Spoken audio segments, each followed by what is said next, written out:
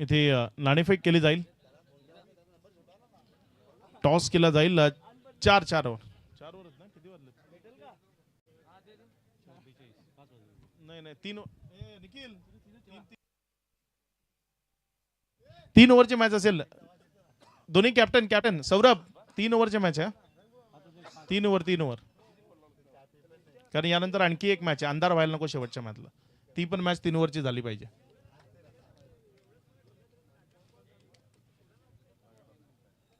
सन्माननीय रोहिदाजी शेलार साहेबांच्या शुभस्ते आपण हा टॉस इथे संपन्न करतोय.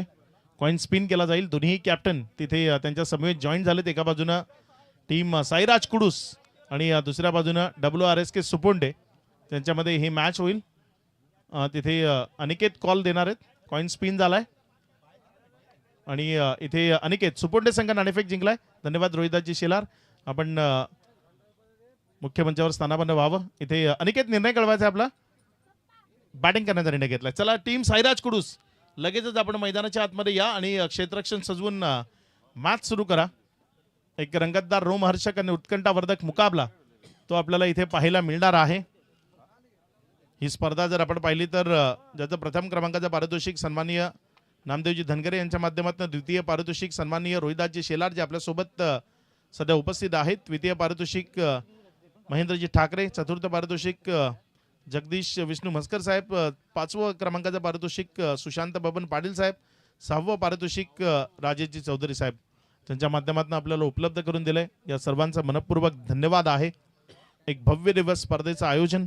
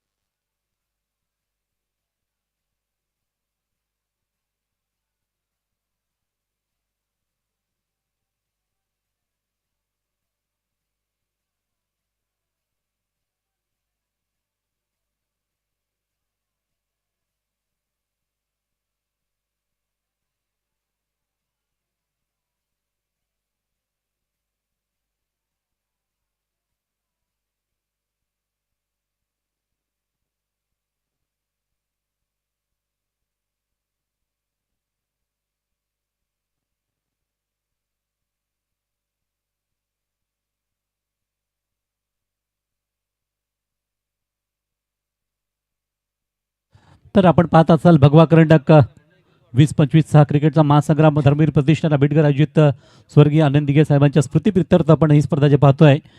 तर निश्चितच भगवमय सगळे वातावरण इथे पाहायला मिळते. अगदी भगवा करंडक ही स्पर्धा सातत्याने अगदी उंची गाठते. दरवर्षी या स्पर्धेत काहीतरी वेगळं चित्र पाहायला मिळतं.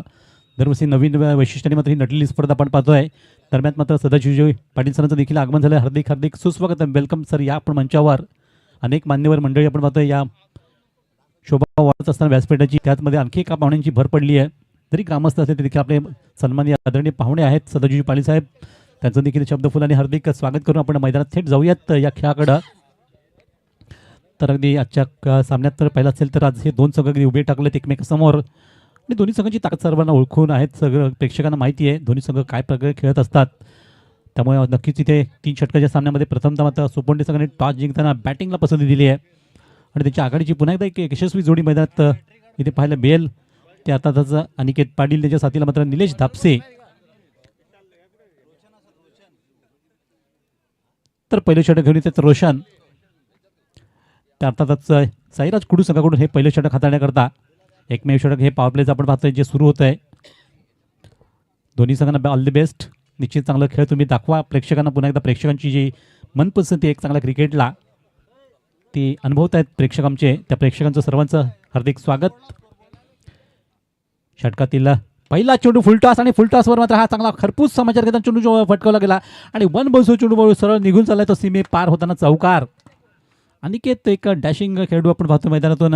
विश्वास आपल्या बॅटिंगवर, त्यामुळे त्यांनी प्रथमतः मात्र टॉस जिंकून बॅटिंगला पसंती दिली आणि पहिल्या चेंडूवर एक चांगला खणखणीत असा चौकाराने सुरुवात करतायत. तो आपल्या संघाकरता बिनबाद 4. तर मगाच्या सामन्यात आपण पाहिलं असेल अनिकेत पाटील याच फलंदाजाने काल सकाळच्या मगाच्या सामन्यामध्ये अगदी पहिली 50 लगावली होती. संघासाठी अतिशय धाव ठोकल्या होत्या आणि निश्चितच या स्पर्धेतलं पहिलं मात्र अर्धशतक झळकवलं होतं. तोच अनिकेत नुकतीच सुरुवात करत असताना चौकाराला पण तो पुढच्या चेंडूला क्लास फटका बघा, अतिशय टायमिंग बेमिसाल आणि क्षेत्र निवडलं चांगल्यापैकी. अगदी खाली क्षेत्र निवडताना चेंडू अगदी कव्हर ड्राईव्ह करताना सीमा पार चौकाराला एक्स्ट्रा कव्हरच्या बाजूने क्लास फटके पाहायला मिळत आहेत. अगदी क्लासिकल फटकेबाजी जी काय असते विशाल वल्टे आपण पाहतो नेहमीच त्यांची शैलीदार फलंदाजी आणि त्यांच्याच पठडीतला हा खेळाडू मी म्हणेन त्यांच्याच धरतीचा हा खेळाडू अगदी चांगल्यापैकी जिथे गॅप आहे त्या गॅपमधून त्यांनी चेंडू चांगले 2 तडाखेबाज फटके मारताना चौकार ठोकले आहेत आणि संघाची धावसंख्या नेली ती 8 वर. 2 चेंडूमध्ये 8 धावांनी चांगली सुरुवात होते सुपंडे संघाला. इथे मात्र साईराज कुडू संघाला एका चांगल्यापैकी ते गोलंदाजी करावं गेला. अचूक टप्प्यावर नियंत्रित मारा करावा लागेल, नाहीतर धावा भरपूर पाहायला मिळतील. पुढच्या चेंडूवर द्यायचं आपण पाहतोय सध्या यावेळी मात्र चेंडू हवेतून खूप सुरेखरित्या झेल घेतला गेला. अगदी सातत्य ठेवण्याचा प्रयत्न होता, अगदी चांगल्यापैकी ते वेगळे प्रयत्न केले गेलेत आणि गोलंदाजी एक स्लो चेंडू सोडला होता त्यावर फटकवण्याच्या प्रयत्नात चेंडू अगदी हवेत राहिला. पण शतकांचं कौतुक करावं गेलं. खूप मोठं अंतर त्यांनी पार करत हा सुरेख झेल टिपला आणि फलंदाज त्यावर मला वाटतं सौरभ तिथे होते. चांगला झेल टिपला गेला आणि फलंदाज त्यावर अनिकेत मात्र माघारी परततील तिसऱ्या चेंडूवर. बघा तिथे जरा सौरभ तुम्ही कॅच घेताना ते काहीतरी ते पडलं गेल्यासारखं वाटलंय. लक्ष द्या तिथे जे खेळाडू होते त्यांच्या हातून काहीतरी निसटलं तिथे, त्यामुळे कृपया वॉच मला वाटतं असेल ते जरा त्यांना द्यायचं आहे नंतर. परंतु चांगली विकेट महत्त्वाची विकेट इथे मिळवली गेली आणि की त्यांना बाद करून पहिलं यश संपादन करतायत साईराज संघाचे गोलंदाज. खूप प्रशंसनीय कौतुक करावं लागेल, जसं आपण कौतुक इथे फलंदाज करत होतो. परंतु एका चांगल्या चेंडूवर त्यांना मात्र बाद केलं गेलं आहे. एक चांगला झेल टिपला गेला या सामन्यातला. Turning point of the match होऊ शकतो कदाचित, कारण जो फलंदाज अगदी चांगल्या भरामध्ये होता त्या फलंदाजालाच मध्ये त्या बाद करण्यामध्ये यश आलं आहे चांगला झेल घेताना ते गोलंदाजांना आणि त्यामुळे पहिलीच सफलता मिळते आहे. 1 गडी बाद 8 धावा फलकावर. या षटकातून 3 चेंडू संपले गेलेत. चांगली गोलंदाजी सध्या आपण पाहतोय करत असताना. नवीन फलंदाज सचिन जे 7 करतील निलेश यांना, निलेश दापसे आणि सचिन ही जोडगोळीचं मैदानात पाहायला मिळेल. बघूया सुपोंड संघाकडे बॅटिंग लाईन तर खूप चांगली आहे. मगाशी सुद्धा आपण पाहिलं असेल की चांगलाच साथ दिली ती निलेश बाद झाल्यानंतर सचिन यांनी आपल्या अनिकेत यांना. परंतु आता बघूया सचिन याची जबाबदारी आहे ती साथ देण्याची निलेश यांना. जरी खेळाडू बदलला असला तरी मात्र खेळ तो त्यांचा पाहायला मिळेल का. पुढचा चेंडू लगेच बघत फरक पडला निश्चितच. फलंदाज बाजल्यानंतर पुढचा चेंडूवर थोडंसं हुरूप देतोय गोलंदाजांना, कारण चांगली चेंडू यावेळी हाताळणी झाली आणि त्यावर फलंदाजांना पूर्णपणे मात्र बीट केलं गेलं. या चेंडूवर भलेही धाव जरी आली असली तरी देखील 1 धावेवर समाधान व्यक्त करावं लागते आणि एका धावेने संघाची धावसंख्या पोहोचली ती 9 वर. कधी 4 चेंडू संपलेत. 4 चेंडूचा इथे खेळ संपला. त्यानंतर षटकातून 5वा चेंडू आणण्यासाठी गोलंदाज पुन्हा आपल्या बॉलिंग मार्कवर असतील तर यावेळीचा सामना करतील ते निलेश. उलट्या बॅटने उलटा फटका मात्र पाहायला मिळतो. परंतु यावेळी क्षेत्ररक्षकांकडून खूप खराब कामगिरी, कारण चेंडू अडवायला पाहिजे होता. तो चेंडू त्यांच्या हातून निसटला आणि पाठीमागे जाताना सरळ चेंडू निघून गेला. तो सीमा पार होताना चौकार.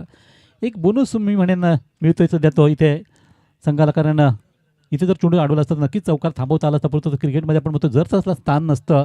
वास्तवात आपण इथे पाहतो की चेंडू सीमा पार गेला आणि त्यामुळे चौकाराची नोंद देखील झाली ती धाव फलकावर. याच चौकाराने संघाची धावसंख्या तर पोहोचली फलकावरती 13 धावांपर्यंत.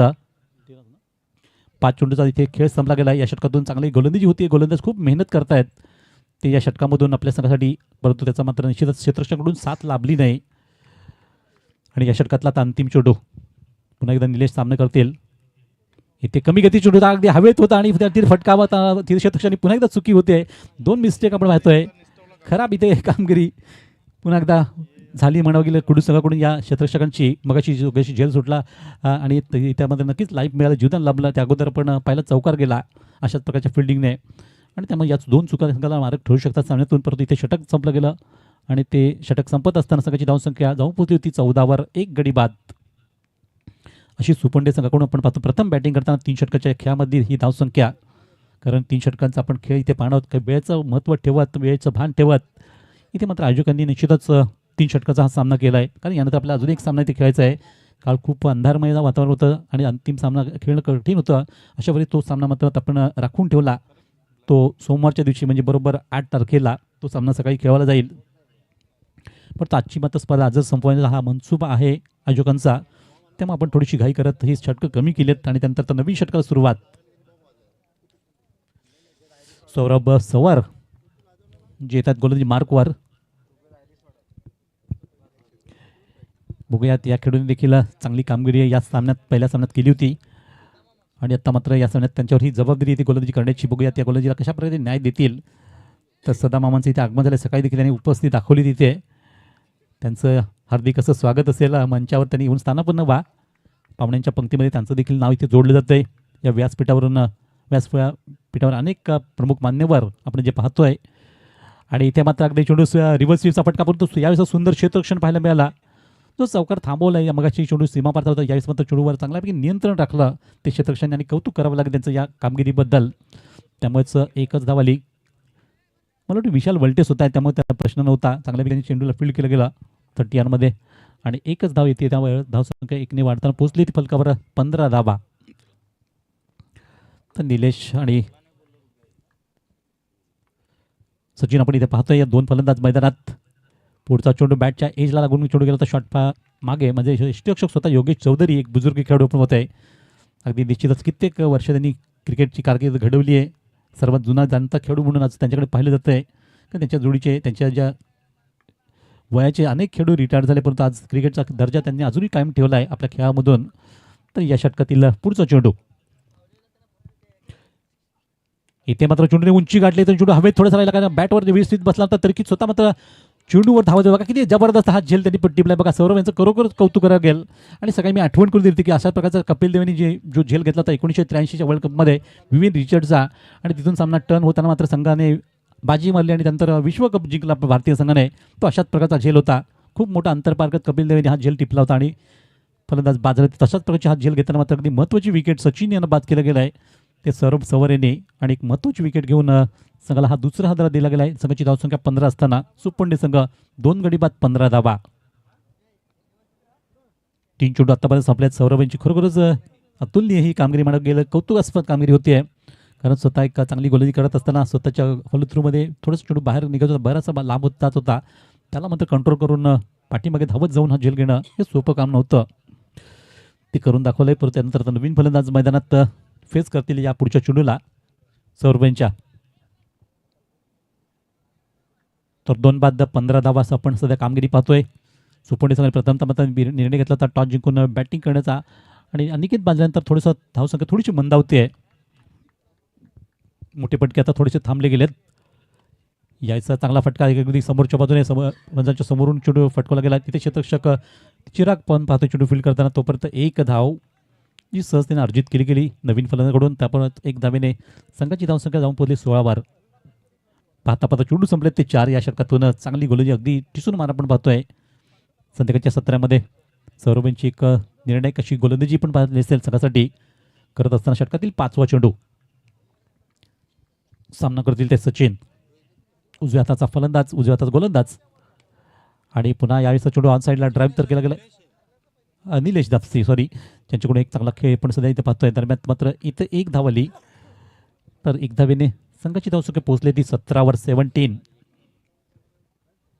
5 चेंडूचा खेळ संपला गेला. 1.5 आपण पाहतोय ओव्हर संपले गेल्यात आणि त्यानंतर अंतिम चेंडूचा खेळ इथे बाकी आहे. तो या षटकातून सौरभ पुन्हा आपला बॉलिंग मार्कवर अगदी त्यांचा जर वेगवान मार पाहिला तर निश्चितच चांगली गोलंदाजी करत आहेत.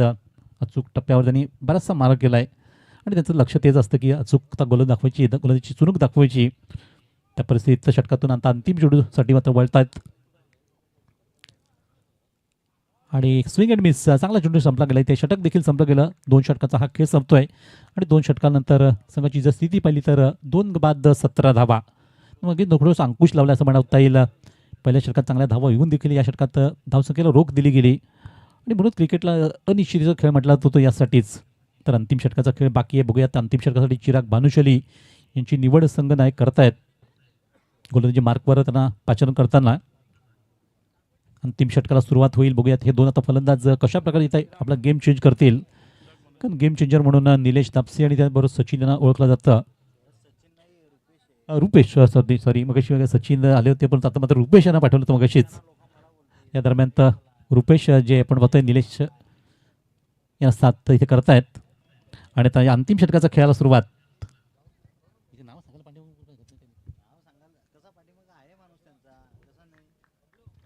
तर शेवटच्या षटकाला सुरुवात. चिराग भानुशाली यांचा डावखुरा मारा आपण पाहतोय गोलंदाजी मार्कवर सज्ज होताना. या षटकातील पहिला चेंडू इथे मात्र पुन्हा एकदा स्विच हिटचा प्रयत्न चालला होता की ज्यावर एक धाव निश्चितच धावफलकावर येते आणि संघाची धावसंख्या एकने वाढताना पोहोचते 18वर. लेग बाय स्वरूपात इथे मात्र नोंदली गेली धावसंख्या ती संघाकरता. आणि निश्चितच धावा कशाप्रकारे क्रिकेटमध्ये येतात ते महत्त्वाचं नसतं, त्या धावा येणं गरजेचं असतं. तेच मात्र इथे पण पाहतोय एक धाव आली अशा प्रकारे. षटकातून दुसऱ्या चेंडू टाकण्यासाठी गोलंदाज चिराग. आपल्या सुंदर गोलंदाजी मागाशी मागच्या सामन्यात त्यांनी चांगली कामगिरी केली होती. इथे मात्र अगदी आपला अनुभवाचा पणाला लावतायत आणि खूप सुंदर गोलंदाजी केली आहे. फक्त चेंडू थोडंसं गती कमी ठेवली, परंतु चेंडूचा टप्पा अचूक ठेवताना चेंडू एसटी मागे डॉट स्वरूपात. तरी खासियत अनुभवाने मात्र बऱ्याचशा गोष्टी शिकता येतात आणि तेच मात्र करत असताना चिराग यांची सुंदर गोलंदाजी ते आपण पाहिली या चेंडूवरची. तर 2 चेंडू संपलेत या षटकातले. पुन्हा एकदा ललचवण्याचा प्रयत्न होता, फलंदाजांना पूर्णपणे इथे मात्र बीट केलं गेलं आहे. अचूकता काय असते ती अचूकता इथे आपण पाहतोय, कारण चेंडूमध्ये फिरक ठेवण्याची जबाबदारी नेहमीच गोलंदाज करत असतात. आणि चिराग यांच्याकडे जर पाहिलं तर अगदी दोन्ही साईडने चेंडू ते वळवत असतात आपल्या सुंदरशा बुटाच्या जादूने. आणि त्यामुळे फलंदाज चेंडू समजणं थोडंसं कठीण जातं, त्यामुळे स्ट्रोक खेचणं देखील थोडंसं कठीण जातं. ते चित्र आपण इथे पाहतोय या षटकातले. लगातार मात्र इथे कोशिश ती चाललेली आहे. यावेळेस मात्र फलंदाज आपली स्ट्राईक चेंज करण्याच्या नादात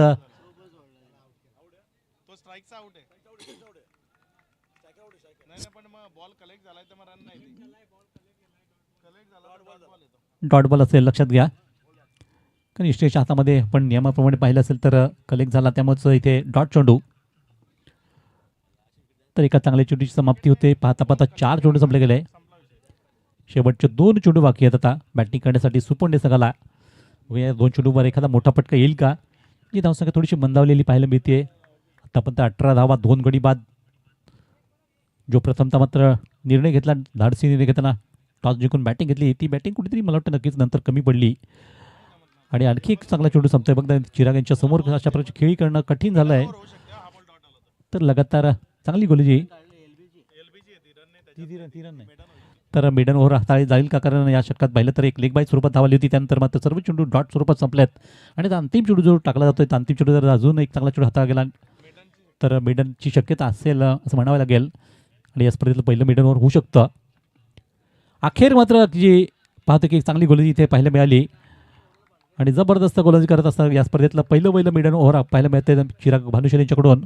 आणि खरंच त्याबद्दल त्यांचं कौतुक करावं लागेल. चांगल्या कामगिरीचं कौतुक इथे होतं आणि तेच कौतुक करताना मात्र इथे खेळ संपला गेला. इनिंग संपली गेली 3 षटकांची.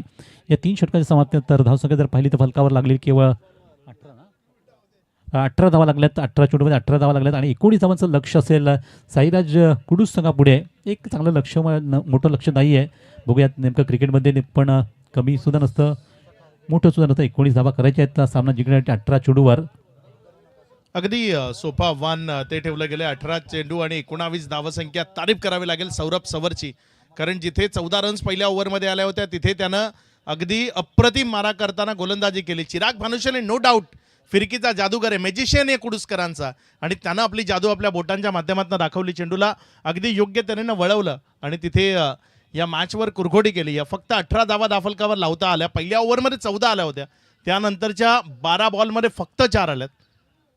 काय अप्रतिम गोलंदाजी केली होती सौरभ आणि चिरागनं.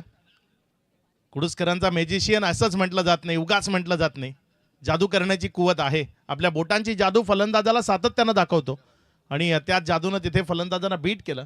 चला वेळ घेऊ नका, लगेचच सलामीचे फलंदाज ते आपण मैदानाच्या आतमध्ये धाडायचे आहेत. 3 ओव्हरची मॅच आहे. 3 ओव्हर आणि 19 धावसंख्येचं लक्ष. यानंतर यातील विजयी संघ 2 हात करणार आहे तो टीम केदारनाथ 11 पिंपळास. या टीमला केदारनाथ 11 पिंपळास हा संघ आज मैदानाच्या आतमध्ये शेवटची मॅच खेळण्याकरता पात्र ठरलाय. आजच्या दिवसातनं कोण क्वालिफाय होईल ते आपल्याला कळणार आहे, कारण कालची एक मॅच बॅलन्स आहे जी सोमवारी सकाळी खेळली जाईल. त्यामुळे या स्पर्धेतला पहिला क्वालिफाय होणारा संघ कोण ते यानंतरच्या मॅचनं आपल्याला कळणार आहे. अगदी दर्जेदार आयोजन आपल्याला पाहायला मिळते. भगवा करंडक 2025, धर्मवीर प्रतिष्ठान आबिटकर. प्रत्येक जो सदस्य आहे ना धर्मवीर प्रतिष्ठानचा, जो अगदी जीवाच्या आकांतानं खूप चांगला प्रयत्न करतो या स्पर्धेला यशस्वी करण्याकरता, अहोरात्र मेहनत घेत आहेत. या मैदानावर जणू या मैदानालाच घर बनवलंय या प्रत्येकानं आणि त्यामुळे ही स्पर्धा यशस्वी होती.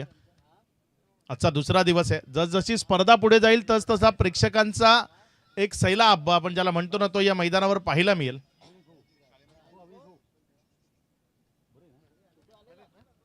सलामीची जोडी मैदानाच्या आतमध्ये जाते. विशाल वलटे आणि साथीनं योगेश चौधरी ही जोडी मैदानाच्या आतमध्ये जात असताना आपल्याला पाहायला मिळते. विशाल वलटे आणि योगेश चौधरी दोन एक्सपिरियन्स खेळाडू जे बॅटिंग करण्याकरता मैदानाच्या आतमध्ये जात आहेत. पारितोषिक खूप सारी इथे दिली जातात. इथे नुकताच सन्माननीय रोहिदाजी शेलार साहेबांनी म्हटलं की जे प्रेक्षक आहेत षटकाराला कॅच मध्ये कन्वर्ट करा आणि 500 रुपये कमवा. अगदी मैदानावर आल्याचा खर्च सोडू शकतो. गोलंदाजीच्या ट्रॅकवर पहिल्या ओव्हर करता निलेश सज्ज होताना शरीरापासून दूर खेळण्याचा प्रयत्न. बॉल टप्पा खेळल्यानंतर थोडासा बाहेर होता. अवे फ्रॉम द बॉडी तिथे ड्राईव्हचा प्रयत्न होता. अवे फ्रॉम द बॉडी ड्राईव्हचा प्रयत्न जेव्हा तुम्ही करता तेव्हा गोलंदाज त्यामध्ये बहुतांश वेळा यशस्वी होतो. कारण एक तर बॅटची एज लागते या फिर चेंडू समोर हातामध्ये जातो. अगदी ते करण्याचा प्रयत्न होता. यावेळेस मात्र खूप चांगल्या पद्धतीने वळवलंय बॉलला. बॉल जमिनीशी खेळत बागडत चाललाय तिथे आणि जाईल. यावेळेस तो सरळ सीमारेषा पार. विशाल वलटेचा पहिला चौकार 4. अगदी अप्रतिम स्वीप तिथे करायचा होता आणि रिप्ले मध्ये जर आपण बघाल तर तिथे फ्रंटफुटला स्वतःपासून वेगळं केलं होतं. अगदी चांगला फुटवर्क तिथे विशालचा आपल्याला पाहायला मिळाला होता. हे बघा रिप्लेमध्ये तुम्हाला पाहायला मिळेल. फ्रंटफुटला स्वतःपासून वेगळं केलं आणि त्यानंतर हा स्वीप दर्जेदार स्वीप तिथे त्याच्या माध्यमातून आपल्याला पाहायला मिळाला होता. सध्या टेनिस बॉल क्रिकेटमध्ये एक फटका खूप जास्त प्रमाणात खेळला जातो. Following sweep. चेंडूला फॉलो करून त्याला स्वीप करणं ते खूप जास्त प्रमाणात आपल्याला पाहायला मिळतं. यावेळेस कट करण्याचा प्रयत्न होता. जिथे खेळायचा होता तिथे गेला नाही. मात्र विचार सोच त्याबद्दल आपण बोलू शकतो. अगदी चांगले विचार होता की कट करायचं होतं, स्लाइस करायचं होतं. बॉलला स्लाइस करताना त्याला सीमारेषेच्या पलीकडे न्यायचं होतं. मात्र अपयश आलं. 1 रन मिळाली. ती एक रन महत्वाची आहे कारण 18 बॉलमध्ये 19 बनवायचे आहेत. त्यामुळे सिंगल ही इथनं महत्वाची आहे. 3 बॉलमध्ये 5 आल्यात. यावेळेस मात्र योगेश चौधरी तलवार पुराणी लेकिन धार वही. या जुन्या तलवारीचा हा सपकन केलेला वार चौकार. 40+ हा खेळाडू आहे आणि योगेश चौधरी अगदी दर्जेदार बॅटिंग. अगदी मला वाटतं 45+ असेल योगेश चौधरी. 50+ असेल. 51 वर्ष वय आहे. मात्र आजही तरुणांना लाजवेल असा फिटनेस आणि फलंदाजी आहे. क्रिकेट हे तुमच्या रक्तात असणं गरजेचं आहे. योगेश चौधरी असा एक खेळाडू आहे ना की त्याच्या नसानसात क्रिकेट आहे. कित्येक वर्ष या टेनिस बॉल क्रिकेटमध्ये कार्यरत आहे. जवळपास आपल्या वयाची 30 ते 32 वर्ष या टेनिस बॉल क्रिकेटमध्ये ज्यानं खर्ची केली आहेत असा हा खेळाडू आहे योगेश चौधरी. तो सध्या मैदानात बॅटिंग करतोय. यावेळेस मात्र पुन्हा एकदा चांगला फटका. योगेश चौधरीच्या बॅटमधनं बॉल चाललाय सीमारेषेच्या दिशेने आणि निघून जाईल सरळ सीमारेषा नजदीक. तिथे फील्ड झाली आहे. 2 रन त्या पळून पूर्ण केल्या गेल्यात. या 2च्या मदतीनं चेंडू स्टॉप झाला. थोडासा चढाव आहे त्यामुळे थांबला. तिथे 2 धावा आल्या. ज्या 2च्या मदतीनं धावसंख्या वाढली आणि 11वर जाऊन पोहोचली. जुने क्रिकेटर्स त्यांच्याबद्दल जेवढं बोलावं तेवढं कमी आहे. कारण या क्रिकेटर्सनी टेनिस बॉल क्रिकेटचं रोपट्याचं वटवृक्ष होताना पाहिलंय. कारण हा टेनिस बॉल क्रिकेटचा खेळ जेव्हा ते खेळत होते ना तेव्हा तिथे ग्लॅमर पैसा अशा काहीच गोष्टी नव्हत्या. फक्त खेळायचं म्हणून क्रिकेट खेळलं जात होतं. आज टेनिस बॉल क्रिकेटमध्ये करोडो रुपयाचे प्राइज आहेत. टेनिस बॉल क्रिकेट एवढं मोठं झालंय. हे दोन्ही क्रिकेट त्यांनी पाहिलेत. म्हणजे सफेद चेंडूपासनं हिरव्या चेंडूपर्यंतचा प्रवास तो खूप महत्वाचा आहे या सर्वांचा. म्हणून मी प्रत्येकाला म्हणतो ना की लेजंड क्रिकेटर आहेत त्याला प्रत्येकाला रिस्पेक्ट दिली पाहिजे. त्यांचा सन्मान झालाच पाहिजे आणि त्यांना सन्मानित आपण केलंच पाहिजे. रिस्पेक्ट खूप महत्वाची आहे.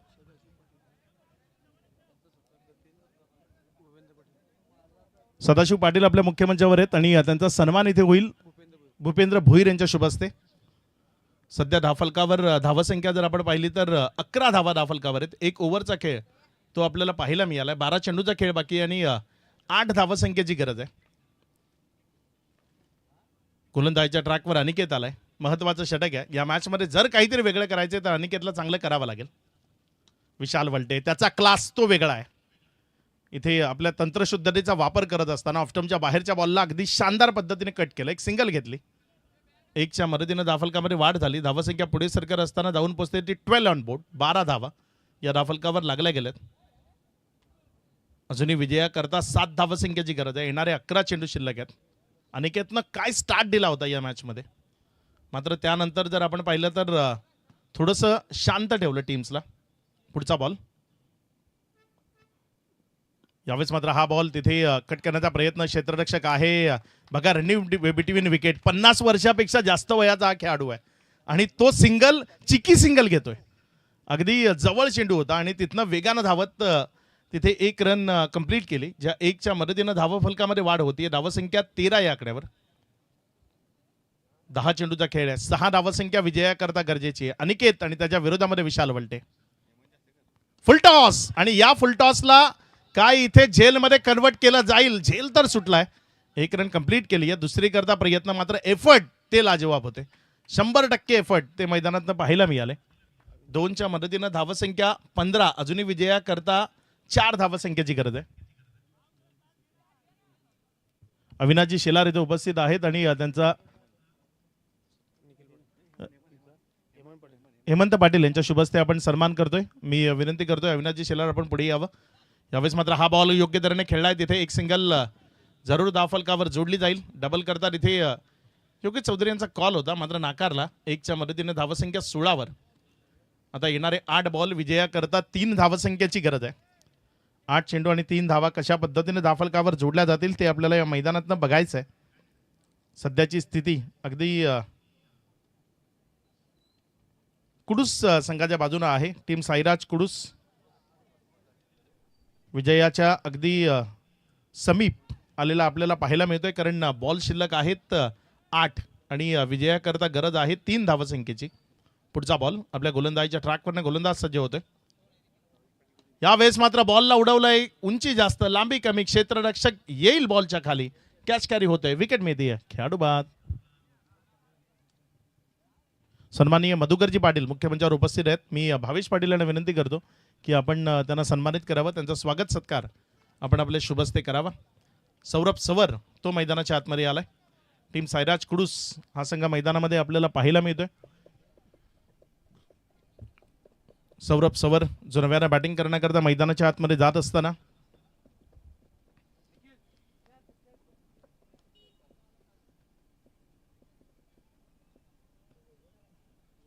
पुढचा बॉल आपल्या गोलंदाजीच्या ट्रॅकवरनं गोलंदाज अनिकेत. 7 बॉल 3 धावसंख्येची गरज आहे.